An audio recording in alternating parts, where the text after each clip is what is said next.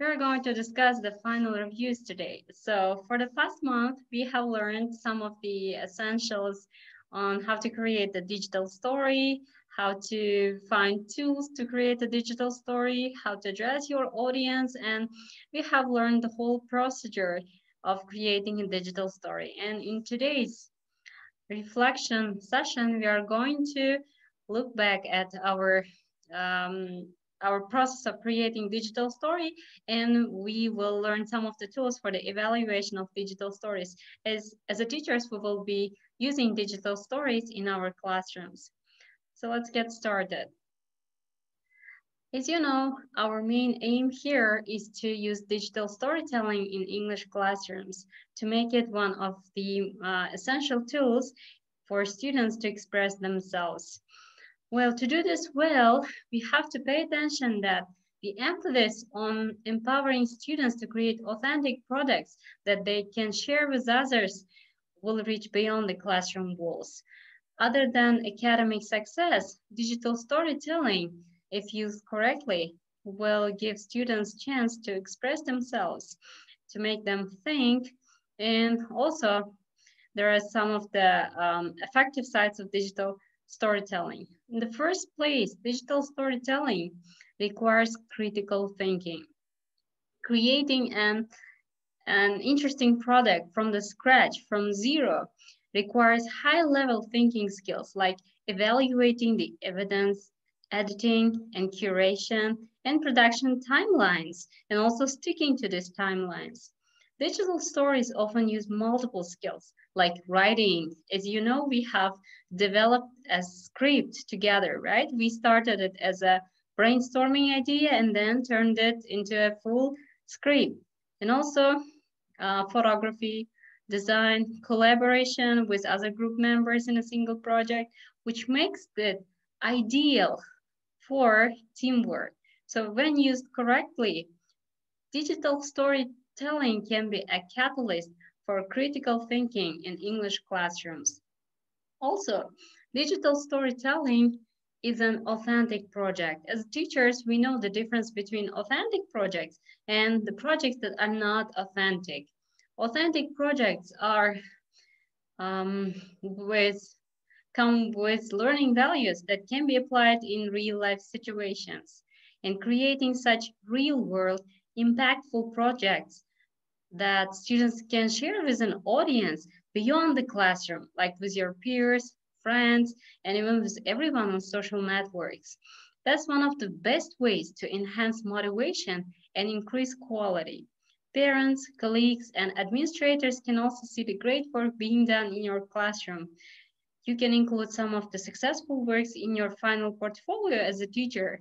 It's a good way of showing off your own work. And also, digital storytelling places focus on writing. And of course, it enhances writing skills. A picture is worth 10,000 words. As you know, when you show your story with the means of pictures, it will make even more, it creates even more engagement. And video is 30 photos a second, as you know. It has its own grammar and style, but concepts of content, structure, tone, and audience impact are just as important as multimedia. So, as we discussed in the beginning, narration is the central thing. So, you use pictures, videos, and multimedia to support your narration, but the digital story circles around your narration, the text you came from, your idea. So creating and finding this idea and writing a beautiful script based on this idea gives students essential tools for using later in real life situations. Scripts, voiceovers, and interview questions emphasize traditional writing skills and are the backbone of all multimedia projects. And also, another importance of digital storytelling using the English classroom is it develops digital students. So it's no secret to anyone that we are living in a world which is turning more digital. Gadgets are becoming part of our everyday life. In fact, most people wake up with gadgets in their hands and they go to sleep with gadgets in their hands. That's why what to post online, when, and how are all important questions because your students will be living in the world where sharing and digital literacy will be a required skill in the first place. So your students will be ready for this kind of work starting from the classroom. It also requires them to comment on others' work and develop etiquette for online posts and feedback, which is a very essential social skill. Rather than being afraid of the internet, they will learn, embrace it, and they will become a digital citizen step by step.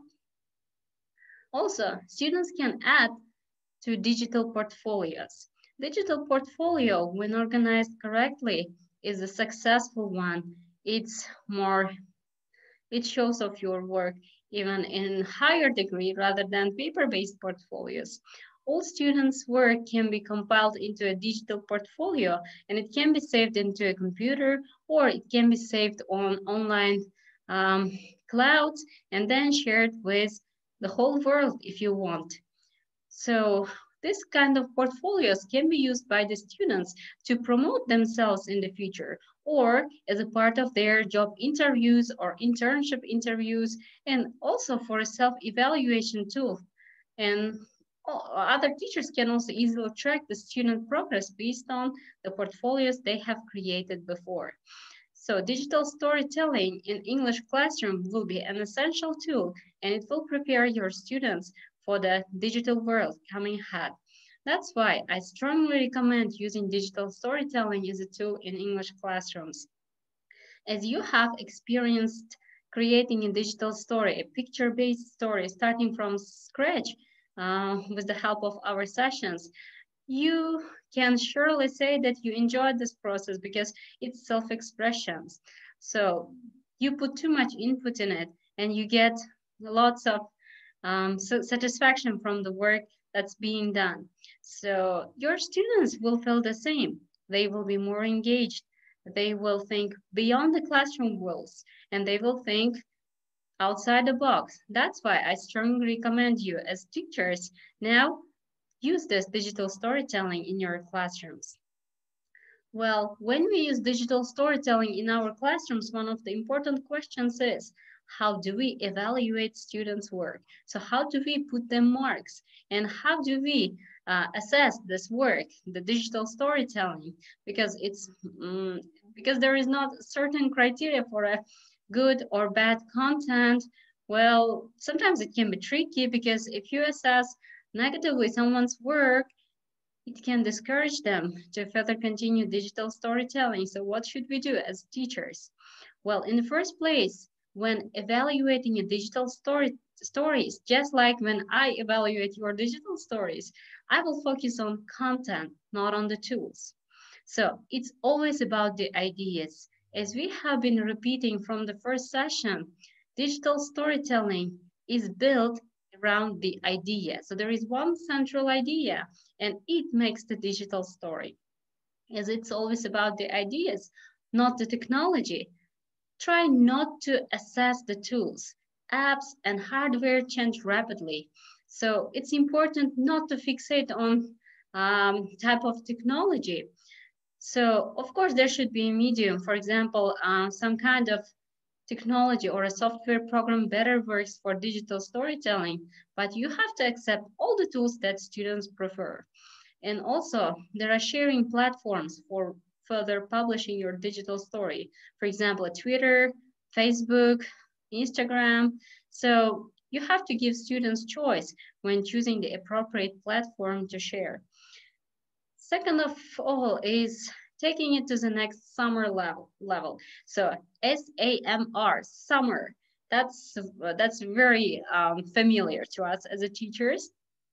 So we can use this model in our digital storytelling evaluation process also. We have to take advantage of unique aspects of digital storytelling and multimedia tools to transform learning rather than just to take a material and make it a digital story. summer model is based on taking the learning to the next level. So there should always be a next level. It should never stay on the same level. So what does it mean? For example, if a student creates a digital story, it means that that's it, work is done. No, now comes the next thing: evaluation, collaboration, and audience feedback, post via social media, or then publishing a collaborative ebook. So that's what we are going to do today. Well, some of you have already created your digital stories. Now we will begin considering sharing it on social websites. As I told you, I will focus on the content as a teacher, not on the tools. I will, I will ask you to choose the publishing platforms for yourself. It can be YouTube, it can be Facebook, Instagram, or any kind of teacher share platforms, whatever you prefer. After you have shared your digital stories, please share shareable links with us in our group so that we can watch and enjoy each other's digital stories. So after sharing the digital story, as a teacher, you can ask your students to comment on each other's works on real time, which means they will follow the link, watch this digital story, put likes, or sometimes maybe dislikes, give feedback, comments. But of course, you have to pre-teach students the etiquette of commenting or giving feedback. Sometimes students can be very blunt and they can say things directly, which will affect negatively, even if intended well. So after students see each other's work and share comments, you can ask them to further share their posts via social media or even create a social project like creating a collaborative ebook with digital stories or making a folder online on Google Drive, for example, and then presenting it to other schools or sharing it with the whole world if they prefer. So always take it to the next level. Never stay finished with the digital story. They have created a digital story. That's great. That's only one part of the job. Now ask them to collaborate, review each other's work, give comments on that, count the shares, and then reflect on the views of the audience. Ask them to reflect. For example, did the audience receive their stories well? Was the story successful? And etc. So reflecting on this kind of questions will make students um, think about the important things they will be using in the next time they are creating digital stories. And also, when evaluating digital stories, develop expectations and outcomes. So digital stories should be outcome driven. As you remember in the first session, we discussed issues issues facing young girls in our society. So that's here it was clear that our outcome was to share with the world one issue that young girls are facing in our society and to help them to find a solution. Just like this, digital stories should have aim. They should have a clear purpose. What do you want to accomplish? Write this question on the board every time your students start on a new project. And also, you have to consider volume, frequency, quality of the work. It's always good idea to encourage students by giving positive feedback, but you have to create clear rubric or guidance on frequency, quality, and volume so that students will learn to stick to certain criteria. Of course, you should make your expectation clear. What do you expect them to achieve? For example, for this session, our objectives were to create a digital story of 2-3 minutes, and in this digital story to use narration and pictures and background music, and also to address one issue young girls are facing in our society. They were just basic things, basic objectives. Every time when you give your students a digital story, don't just give the topic, but give them clear objectives or directions to guide them. For a high school media project, exploring surrealism, as I watched it yesterday, um, students created short videos over a period of several weeks, then compiled them into a cohesive story, making it one big story and adding other elements, which became very successful. So I can recommend you to compile all students' work and make one storybook online. So that would be another outcome, and you have to preset it. You have to clearly state it before starting the digital storytelling development process. And also, all the time as a teacher, you have to start small. What does it mean to start small? It can take time for students to master a particular skill or to get used to work with certain software programs. That's why always start with the simple procedures. In our first session, we learned only to record narrative and then add pictures and make a digital story. That was easier. Yes, and the next time we will take it to a next level. Now we will learn how to add videos to our digital stories, how to edit our videos. And the next time, probably we will be recording and editing our own videos, and we will be learning how to record high quality videos and etc. And then if you start small, if you start with the easier strategies and then frequently move on to a more difficult one, students will master digital storytelling skills better. So increase the difficulty of the project by slowly adding complicated media. So in the beginning, picture and sound, and then probably picture, sound, and narration. And then you will have video, narration, and etc. When you add difficult tools to your project slowly, students will master digital storytelling skills better. Like any assignment, scaffolding in this way, so starting from small and gradually increasing the difficulty will help your students become a successful digital storyteller. So here on the screen, you can see some of the assessment tools for the evaluation of your students' work. I would like you to use this rubric to evaluate your own digital story. So for the purpose of this project, for this workshop, I will not be evaluating your works. Personally, I think that all of your works are great. I really enjoyed them. They are personal. They tell your stories. And it's just great. What I did was to guide you through the process, to give you tools, to give you information about materials, where to find, what to do, how to create. You have done a good work. I want you to reflect on your own work using this assessment criteria. So, during the design process, you already discussed the guidelines and specifications. We discussed the tools and etc. And also we had a checklist. So we had a storyboard. What should we have? How many minutes? How many sentences? We did this. So now we are going to consider this after the project is completed part. Please take a look at this and try to evaluate yourself. So how do we evaluate ourselves? First of all, by asking questions like, did I accomplish what I intended at the first place? Take a look at your digital story again. Try to evaluate it yourself. Try to see it with other people's eyes. And what do you think? What kind of additions you will include in your next digital story? So what are the things you really liked about your work?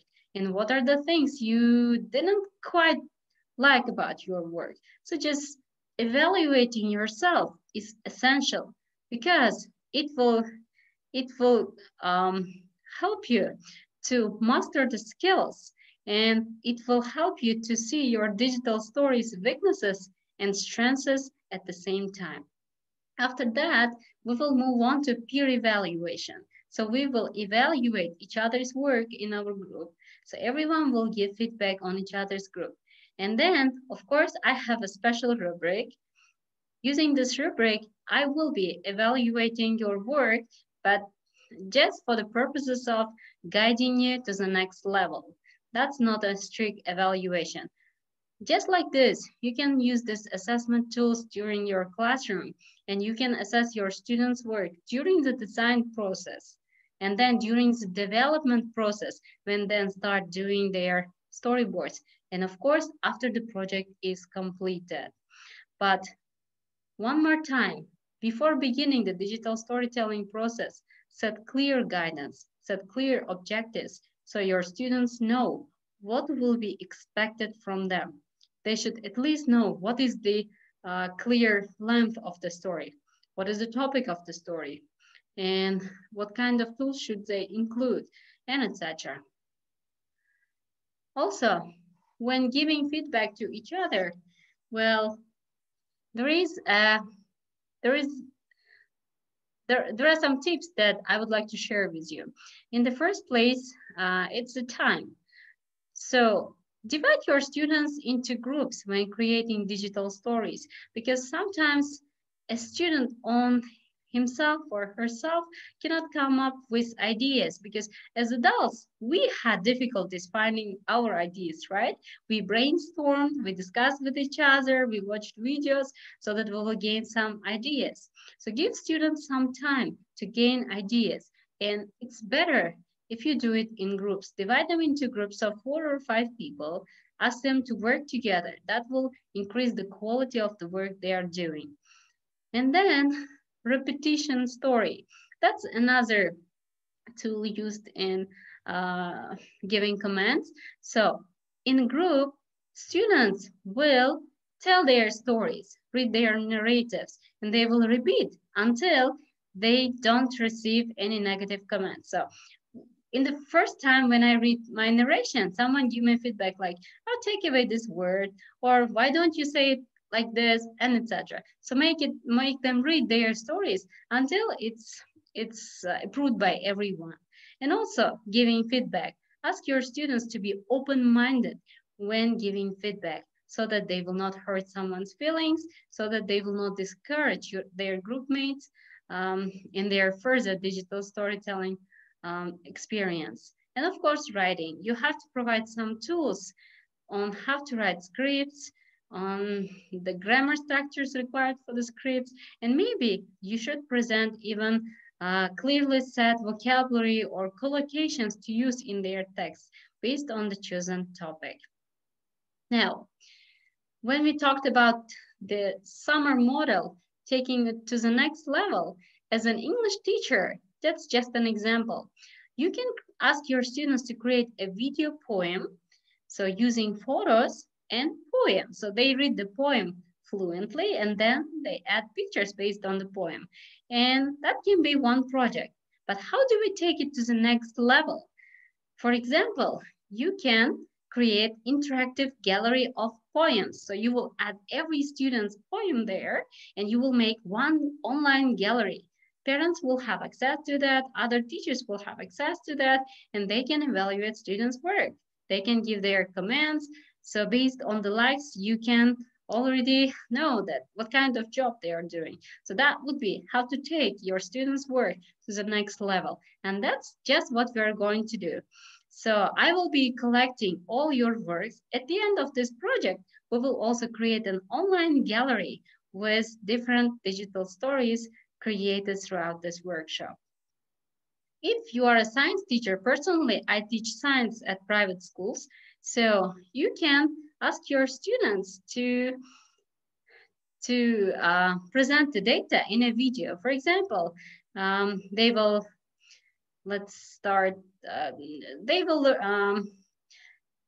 they can gather information on certain plant that grows in their neighborhood. They can take videos of it, tell about it, make it a digital story. And then I can ask them to share it on a science project or on a science website with students from another country. So they can discuss it together, and those students who don't have this kind of plants in their home countries. They can learn from your students' work. So you can use your students' work as an education tool for students in the other parts of the world, or vice versa. You can learn someone else's experience to teach your students. So now, the digital story your students created is not just a story that happened and finished. Now it's a tool that helps others to be informed about something. So always take it to the next level. Also, there is an ADD model: analyze, design, develop, implement, evaluate. That's the steps of taking your digital story to the next level. Now analyze your digital story. Do you have all the components necessary?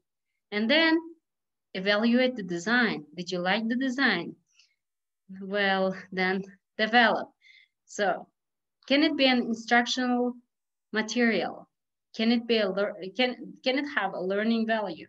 And of course, implementation, as I just told you, you can use it in the galleries, you can share it with other students, and etc. And of course, evaluate so that you will learn from your own work. Now, that's how we keep our digital stories. You can create a folder, and in your folder, you can keep this kind of subfolders like script, audio narration, images, video clips, final version, storyboard, text files, music, photos use. That's just simple organization, how I organize my stuff when creating a digital story. So it can be quite tough to find pictures and photos when you have lots of them in one folder. So another tip is to organize your findings so that your digital story creation will move smoothly. And of course, recommend it to your students. They may not have organizational skills that you have as a teacher. So you can teach your students how to create a folder and how to keep each part of digital stories separately when during the development process, so that their work will be easier. And now we are on the review part. Well, congratulations, you have made it. You have started from scratch and you have created a digital story that's worth watching. I really enjoyed your digital story. Now ask yourself a question. Did it have the impact you expected? Well, start with your original goals for the project. What was your main purpose? What did you want to achieve? So you collected information and then you designed this project, you wrote narration, made it into a script, and then you joined them together using software programs and you came up with a story. Now, measure how, how well did you achieve your goals. Well, after you have published your digital story, you can ask yourself these questions. Is your digital story being viewed? Are people interested in this? Then, is it getting to people in a timely manner? Which means that um, is it available to many people at the same time?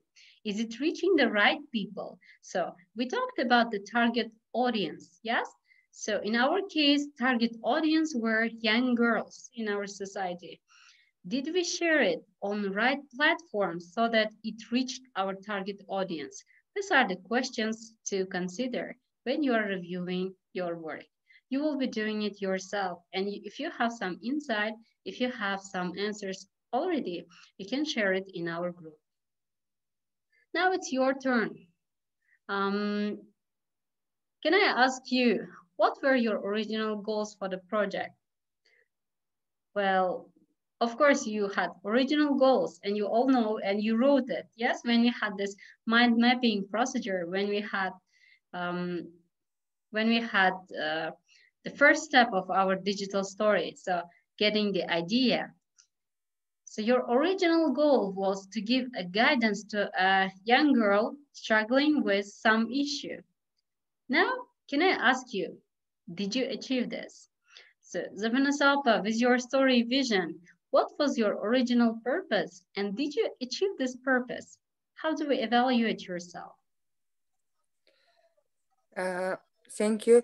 Yes, when I was writing this, when I was writing my narration about being a younger self, so I went to the past of myself, and I looked all the years starting from high school, then after high school, university life, what happened to me during this time, because during teenagers life and after teenagers life, girls face different issues, and they sometimes they need a mentor, someone who guides them and to lead them to the right way, because sometimes happen that girls face different issues, like they feel not confidence in themselves, they have fears, but if the right person is not right you, they may lead you to the wrong path. Sure. But not all of the girls are open to their mothers, because mothers usually should be very close with their girls. But not all of the girls are, how to say, they shy. Maybe they don't want to tell all thing to their mother. They have fears, and they tell it to the friends, but the friends can uh, let them down or share their secrets outside. And so girls in this age, this teenagers age, is very, very, how to say, serious. And girls at this period of time, they need a motivator, inspire someone just to tell them, okay, this is temporary. Don't be afraid. Everything, just don't lose your hope. Don't compare yourself to other girls, because some girls feel that they are not so beautiful, and they are very sensitive. If somebody if say something, they go and commit suicide or some other stuff. The girls in this age are very, how to say, very weak, and they need a good support, a good advice to follow. And that's why I go back to my past and saw on my past who were those people who helped me. And also I looked at that moment who give me support, that I become resilient, I become strong and didn't lose myself. But and this message I want, the aim of this one, because now I'm working with girls.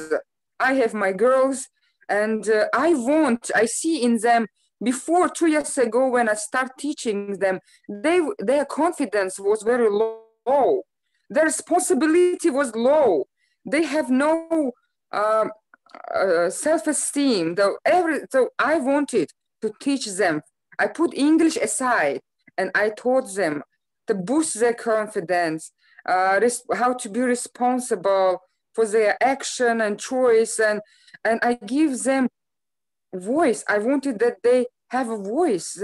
They have confidence, and this was my aim, because uh, I think that girls should be very, very confident, because I went through this, and I have a good mother who supported me, and I met some strong women who, when I face unfairness in my life, some women, strong women that were in my past, they said me, "Don't worry, everything will be fine. It is not your first failure."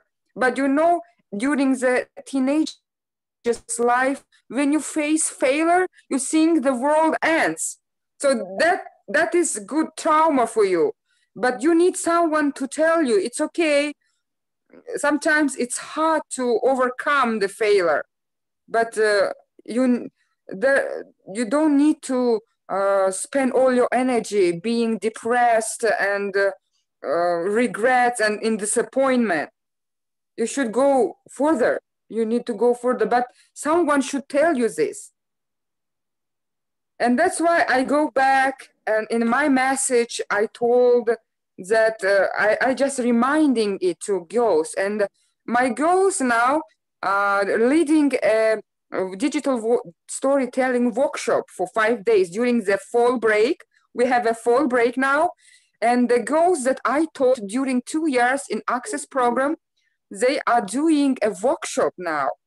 And I'm not attending the workshop, and I will attend on the last day when, and I'm thinking to give them certificate, just print something from my printer, from my computer, because I want to encourage them that they, because at this age they need a paper. For this paper will motivate them, like, and these girls now teaching other girls. Sure. And this video that I am creating, my story to myself, and I believe that I will share my video on the last day of the workshop. Great. And I will tell them, and I even print my narrative and give them to, and they will highlight what is a hook and what is a conflict, what is a climax, and what is a solution. So I will give them the highlights, the colored pens. First they will highlight where is the hook on my story, where is the first conflict, the second conflict, and the climax, what is the middle point, very important part, and then rising, falling, and then the impact, what is outcome of this. So I'm going to do a little workshop with them on the last day of their workshop, and I want to show them this video that I'm creating here in your project, a letter to myself, a letter to and maybe it will be helpful for them because they had some competition and they faced failures and they have some loss during this COVID time, and they need help. I think this video, this story will guide them, they help them to get a message to not to lose hope, not to compare yourself to others. That's just to believe in yourself, continue dreaming, and don't waste your time on regrets and disappointment, because on this age you will face. So this is my opinion. Sorry, I'm talking too much. Okay. I'm a teacher, you know. Sure. Sorry. No, it's okay. Thank you. Thank you for sharing your insight with us. So I can congratulate you on finding a very great place to share your story. So you are really targeting and your thank audience. You. Yeah.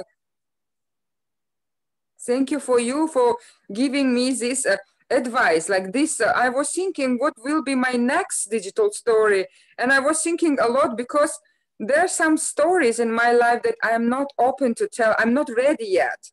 There's some personal one. I did my first one vision about my aunt, as you see. Did you watch it?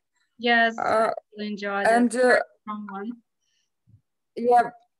I didn't, how to say, when I was creating this vision digital story, I had like a stone, a burden on my shoulders. I couldn't say anyone what is here very hard in my heart. When I did this digital story, I feel relieved.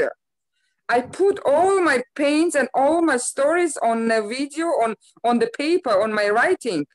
And you feel so well, so good. Relief. Because you put everything out of your heart. You know, creating the digital story, believe me, it influence yourself. It is giving a good, not just you tell someone the outcome, you teach someone or give someone a message, but also personally on you. It's like a recovery. It's like a therapy. Aiming in the first place, taking it to the next level. Great, you are already on the right path. Well, thank you so much for being an active part of this project. You are really making our project, you know, vivid. So thank you so much. Your experience makes this project really rich. And happy birthday again, by the way. Thank you very much. And yeah, I wanted to know, do you have any sample evaluation, self-evaluation sheets? I will be sharing it later on the group. I will send you a rubric. I will not evaluate your work. You will evaluate your work yourself because you're already teachers. So it will be a tool to use with your students also. And you can use in the first place regarding your own story and you evaluate your own story. And based on this, then we will have a little discussion on our, we will actually share our reflections on what kind of tools we use, did we achieve, our goals, and how did we evaluate ourselves. So I will be sharing it very soon. That's great. Super. This is what I need. And maybe I will use them during the last day of my goals workshop. I Sure. will give them and they will evaluate their story. That will be great. And what about the checklist? Uh, checklist. You mentioned about Yes, it's a checklist. checklist. Like it's the questions that you have to check for before submitting your digital story. Like, did I have a narration? Yes. That does it have a length of around 2 or 3 minutes? Yes. I will share this checklist also with you on the group. Super, super, super. Thank you. I will Yes. be very happy. Good. Good. And I will I share everything so that and I will you will use it share. in the classrooms. Yes, sharing is caring. The main purpose of our project is just taking our classrooms to the next level, making it more interactive, more digital. So thank you. And yeah, and I will share my story with you when it will be done. My letter to myself. I'm still working on it to put some We're music. looking And forward this to it. weekend, I'm going to share with you on Telegram. Okay, thank you. We'll be looking forward to it. Thank you. Yeah, Okay, before we go off, there are certain tips that I wanted to share with you. So in our next digital story, we will probably be working with videos. So I wanted to take a look at this video consent and release form. This one also I will send to you. So I told you that before taking an interview or recording someone, so you have to firstly get their permission. So this kind of form I will also be sharing with you. And as a summary, I can congratulate you on achieving a good job. Thank you for staying with us. I will see you next time in our next stories. So our life is full of stories. Keep sharing them. Thank you for joining us today.